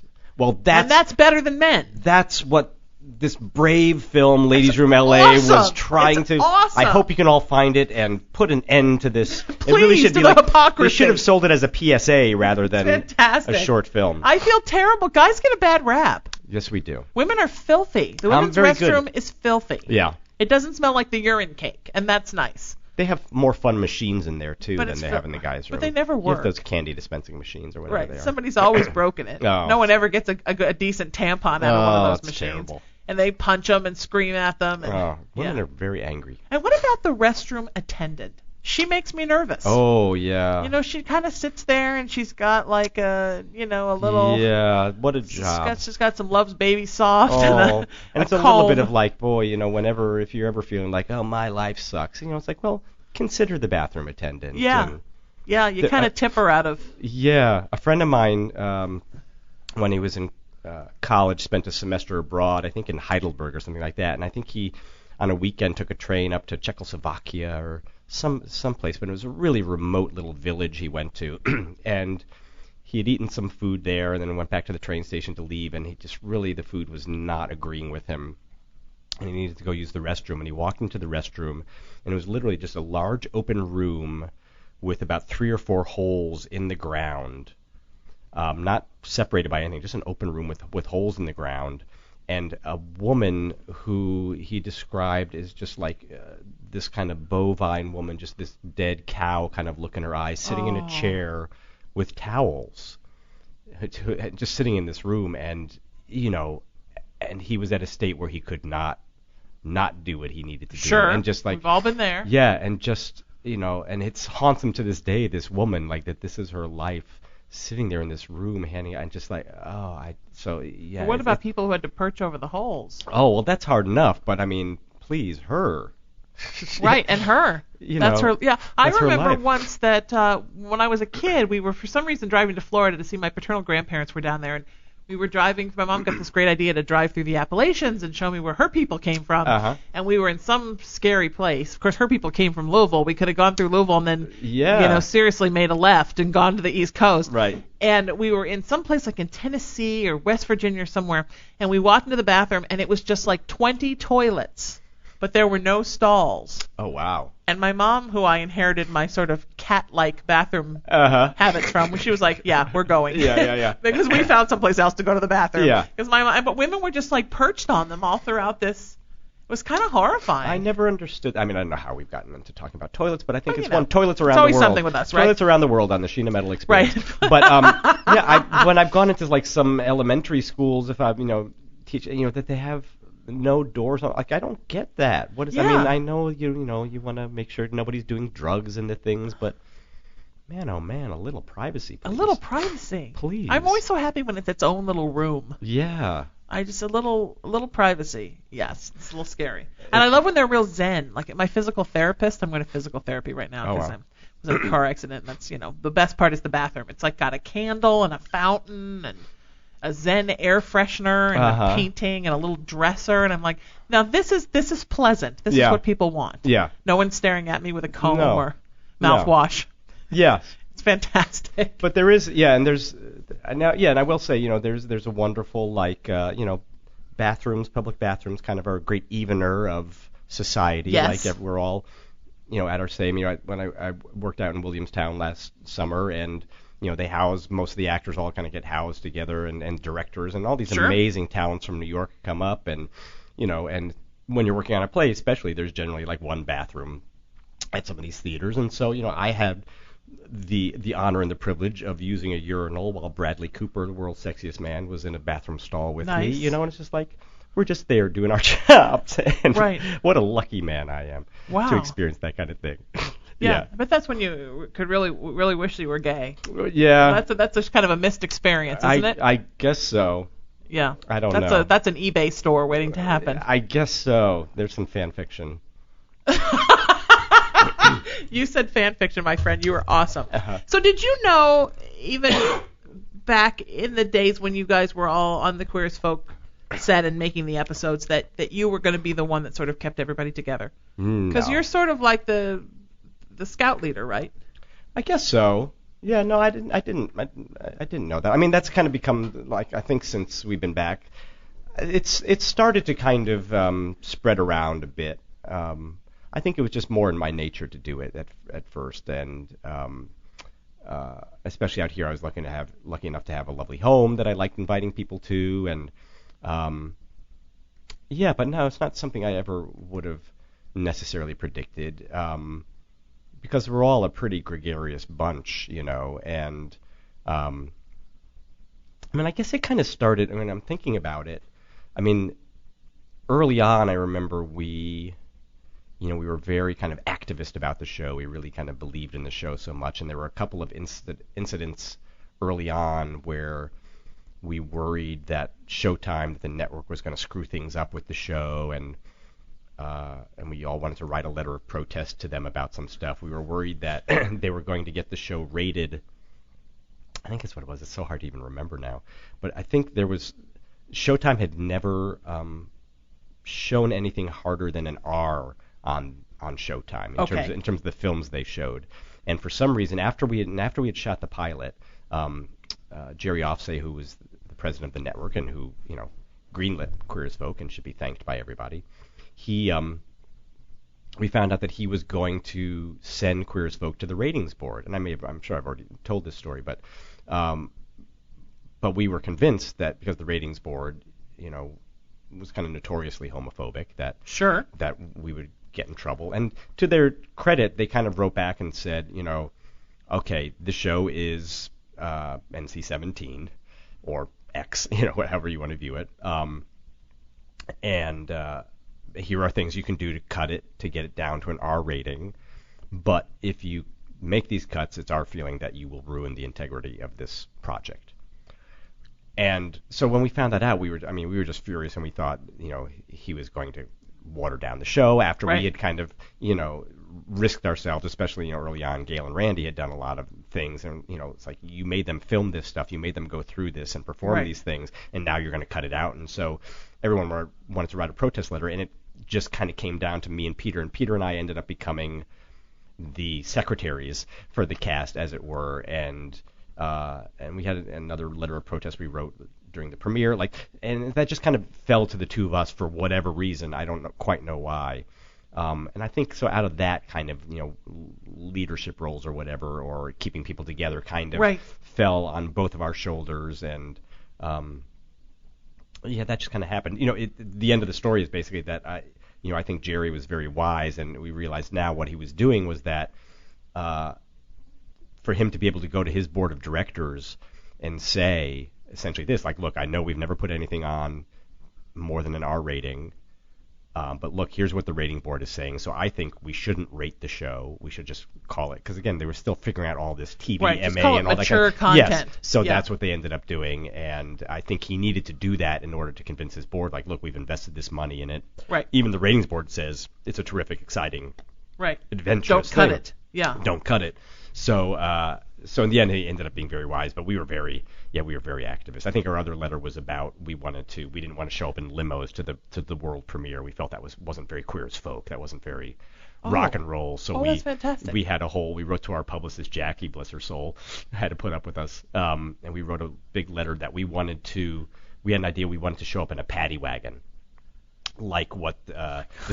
Isn't this crazy? Because they're awesome. Like we wanted to show up in a paddy wagon.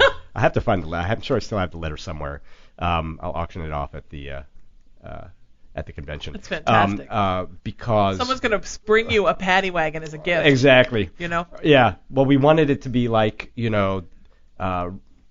because we felt that with the groundbreaking nature of the show that if we came in a paddy wagon, like all the people who used to be thrown into paddy wagons prior to Stonewall, that this would be kind of like a coming out, like all those people who suffered before the gay civil rights movement started, who were humiliated and thrown into these paddy wagons and arrested just for being gay, that wouldn't this be a great kind of symbolic thing for us to show up in this paddy wagon, burst out and say, like, here we are. Oh, it's fantastic. That was our intent. God, it's fantastic. And it's amazing, though. I mean, it's perfect. Yeah, we felt like it was very, and we were very like, yeah, man. Yeah, it was very kind Stonewall of. 2. Yeah, exactly.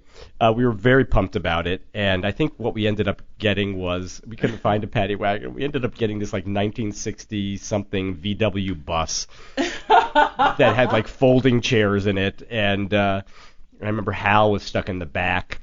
He wanted to be in the back because he kind of wanted to pop out or something like that.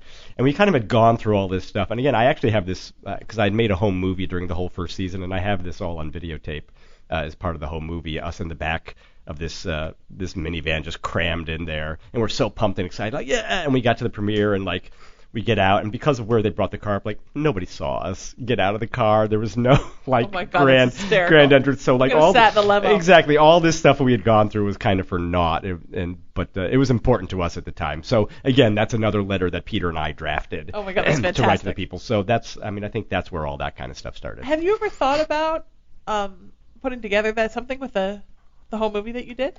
I've thought about it. I don't know. I made it originally as a gift for the crew, and I don't know if I don't think it ended up anywhere. They talked to me about it. The Showtime asked me if I would put it, like, on the first season DVD, and I kind of felt like it was a very personal thing. Right. So now I don't know. I feel like I probably have to get. There's some very racy things in there. I'd have to get permissions from a lot of people. I don't know if I would get that permission. What about a book? I know that none of you have really written a book about it, and I seem to think if someone's going to do it, it's going to be you. Well, that may be. Yeah, I don't know. It's such an important period of time. Yeah. Like, nobody was doing what you were all doing. Yeah. And that's just the difference in 10 years. Yeah. Talking about the show becoming X. And Yeah. you think of it being X now and all the stuff Showtime puts on with gigolos and porn stars and masters of sex, and you're like, what? Yeah. It was tame compared to that. Very much so. And it's so, it's always very hard for me to gauge, even, with these fan conventions. It's hard for me to gauge, like, I know, like, our fans are so devoted and so wonderful, so rabid about it, and we love them all. I mean, it's really amazing. It's hard for me to really gauge what the size of that fan base is at this point in time. And I know I told a friend of mine the other day I had this, like, slightly humbling experience where I had gotten very excited last Friday that I got to my 5,000th Twitter follower. I was very excited that I reached 5,000. And I was writing some things back and forth with another friend of mine, Jim O'Hare, who's an actor you should talk to. Has he been here? Has he been here? Okay. I think he mentioned you when he was So here. you know Jim. So He's wonderful. So we're good old friends from Chicago, Right. and he's on Park and Recreations now. And we had kind of written a thing back and forth because he had just done Craig Ferguson's show.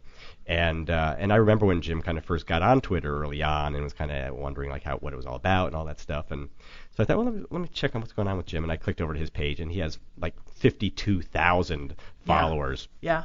And I thought, oh, this is That's a very network TV. It's a very humbling thing. Yet, like, here's a guy who's currently on a network TV show, and so and here I was like so proud of my 5,000, and I just felt so puny. But it's like I say, it's kind of hard to gauge like what is the level out there still of that interest, and we've kind of had some discussions amongst ourselves, with this whole Veronica Mars thing that happened a little while back, and the crowdsourcing funding they did, and because the number one question we get is, will there ever be a Queer as Folk movie kind of thing, and so there's started to be that discussion because of that, like, wow, do you think we could do something like that with Kickstarter or Indiegogo or one of those kind of things? And I don't know if we could raise as much as Veronica Mars did, and I don't even know.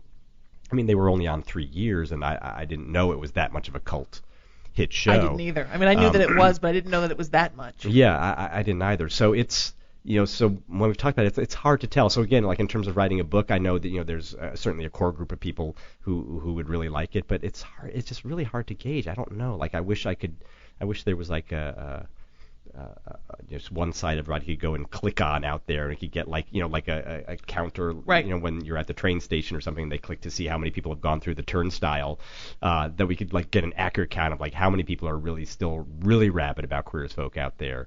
I don't know, it's hard to tell. The ones we have, like I said, are wonderful and devoted and rabid I always and so say loyal. that they're my most dedicated fans. Yeah. And I work for a Star We're Trek very alum. fortunate. Yeah, that's true. I mean, yeah. I'm around all the Star Trek people from working at ESTLA with Gates. Right. And she's magic, and she goes to all the conventions, so Yeah. all the convention people are happening, Yep. and they're all around the company. Yeah. But it's nothing like your fans. Nothing. Yeah. I've had people on the show from the L Word, great fans. It's Yep. it's nothing like no, that. No, it's They it's trump very true. everything. It's very true, and it's just a question of like what are those actual numbers.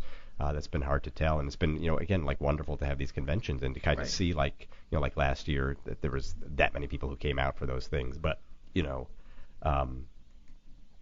compared to a sci-fi convention or something like that, Sure. it's going to be very different, obviously, in terms of the volume of people, but. Well, and it's one show. I mean, Yeah, you go to exactly. Comic-Con and it's like 300 shows. Exactly. And comic books and it's very graphic rare. novels. Yeah, and I don't know any other. I mean, we're just a relationship-based drama. It's not. There's no special effects. Nothing fantasy-oriented about it in any way, really. It was just relationships, and I can't really think of that many other shows that have that. It's wonderful. You know what I mean? Yeah. It's fantastic. Okay, every week when I have one of the wonderful Queer as Folk cast members here, Yes. we do a question from a fan. Okay. And then they get tickets to the Queer as Folk Rise and Shine USA convention in wonderful. June. So I have one for you because we all kind of the organizers and I kind of pick one out that we think are beautiful. Oh, great. And so here's what we picked this week. And it's kind of interesting. I like because they're always all very different. And sometimes they're good actor questions like this one. Okay. I'm so excited about Scott's appearance tonight. Ted's character arc arguably goes through the most extreme highs and lows. How were you able to portray the changes realistically and powerfully while staying true to the heart of the character? And then it says, I've really enjoyed these Friday sessions. It's becoming the highlight of my week. Best Mel. Isn't that wonderful? Wonderful. So awesome. Why can't it be Queer as Folk convention season every week? Exactly. I agree. So that's interesting because it's true. I mean, he really went. Ted went a lot of places. Yes, he did. And I don't think could have been predicted again. When you ask, what did you think at the beginning? Like I never could have guessed any of that stuff. It was in order. I mean, thank you for the question and thank you for all the nice things, Mel. I appreciate that. I mean, it was a challenge. It was a challenge to kind of to get through it all, and he was a tough guy to live with for for 5 years, and to keep his core going. I've said before, he's someone who, from when I first read the script, even though I didn't match the initial physical description of the character, I just got him and I understood him. I understood his neuroses. I understood, the self-loathing, all that kind of stuff. His stuff I felt like I had battled through and battled with, and had been, if anything, exacerbated by moving out to Los Angeles in terms of my sense of self-worth out here. And so that was kind of his core, and and that's something I could tap into all the time. So despite whatever changes he would go through, that core was easy for me to tap into. I mean, unfortunately, it's stuff that, I had worked to tap down for a long period of time. Sure. And so it was always a little painful to dredge it back up, and was something I struggled with throughout the 5 years to find ways to leave it at the office while we were in the middle of shooting things. And I don't know that I wholly succeeded, and would really have to kind of detox after every season to kind of get back to the healthier version of me. But yeah, I mean, I was again, like as I say, I mean, I feel with acting you have to kind of bring a lot of yourself to bear, which is why my Ted is different than anybody else playing Ted. Sure. Someone else would have brought something completely different to him. You brought him so much intensity, Scott. You're such a very intense actor, and you brought him so much intensity but so much heart. Like, I remember when you guys were all here a month ago with Robert and Michelle and Randy and Peter, and they were talking about how people would send you fan letters saying, Yes. "Oh, I just want to send you a crock of soup or give you a hug." Yes. I think you made the world believe that he was really this guy that just so desperately needed somebody to put their arms around him. Yeah. Even Well, though sometimes when people did, he pushed them away. Yeah, exactly. But he still needed it so badly that Yeah. you convinced people that he was different than you, not as together as you, not as Right. confident as you are. Well, again, a lot of that was wonderful writing that Dan and Ron did, and our whole writing staff. But yeah, I had a great deal of empathy for the guy, and it was always very hard, and kind of still is. I did some binge watching last year before the Germany convention because I hadn't watched a lot of those episodes for over 10 years, and I just was worried I was going to get asked some kind of arcane, like, Right. in episode 212, Yeah, you were wearing yeah. a blue sweater, and then it Right. switched to a red sweater. So I wanted to be prepared for that kind of thing, and it's still hard for me to watch him and watch his journey. I feel it's very emotional. I feel very bad for the guy a lot of the time. So I think, having that empathy for your character, and again, because it's the part of myself that I feel bad for. You know what I mean? Sure. So it's a very strange place to be in. But I feel And it's an dichotomous place in our business, right? Yeah, because yeah. if you're not supermodel beautiful, Right. you spend, which I am not, you spend all of your time worried that you're not good enough looking to Right. work and that people aren't going to love you because you're not good enough looking. Right. But then people I've known, my friends that are that good looking, their whole life they're dismissed. Their whole insides are dismissed Right. for people just caring about What they look like You're on the hot, outside. you're hot. That's all they have to say to them, and that's no Right. way to live either. It's No, like no, you no. lose either way. Yeah. You kind of just have to find a way to make the best of it either way. I'd still take that. You I'm just know kidding, what? I'm just I kidding. used to always say in my next life that I would like to be beautiful and dumb, Uh-huh. but now I don't think so anymore. No. I've seen it happen. Yeah. And then as you age, people are like, "Oh, well, you used to be hot, but you got old." Uh-huh. But when I aged, I never worked more. Right. 40 was my golden number. Yeah, So yeah. you just it's good and it's bad no matter what. Absolutely, But I think we absolutely. all go through that. You are amazing, my friend. And Thank you, Sheena. Will you come back and see me again? I would love course, that. absolutely. I would love to get you all back like right before. That would be wonderful. And we'll do it again. That would be We'll great. do another big group, and that would be so much fun. That would be terrific. And meanwhile, I've been getting everybody on every week, so I'm going to Yeah, hit thank you so Robert much. up and Peter and Great. Randy, and Oh, that should great. take us right up to convention time. Perfect. Well, Uh, I really appreciate it. You are my favorite, and you've Thank been you. here the longest with me, and I so appreciate you doing the show so many times. Of course. Where can people find you online? They can find me on Facebook at Scott Lowell page. There's a fan page, and on Twitter, you can find me at Scolo. And my website, scottlowell.com, which has not been updated in over a year because I need to get new software supposedly for it. So I apologize for that, but hopefully that's going to be back up and running again real soon. It's still fantastic. Yeah. And you can also go to SheenaMetalExperience.com or LATalkRadio.com. Send me an email, and I will gladly forward the links over to you. It's the Sheena Metal Experience on LA Talk Radio, and you know what we do here, people. Every Monday through Friday, 5 to 7 p.m. Pacific Time, we rip the veil off the human sideshow and expose the creatures I like to call big old Homo sapiens at their most bizarre and always at their most beautiful. And it's true every day on the show. It may be my show. It is the Sheena Metal Experience after all. Doesn't mean it's not always and forever, undoubtedly and indubitably. And you know what I'm going to say, people. Maybe my show, but it's most definitely your experience. Thanks for listening. Have a great Friday. Have a wonderful night. Have a wonderful weekend. And I'll see you all on Monday right here on LA Talk Radio. You found the #1 internet site for irreverent, cool, and entertaining talk programming. It's LA Talk Radio. We say what we want.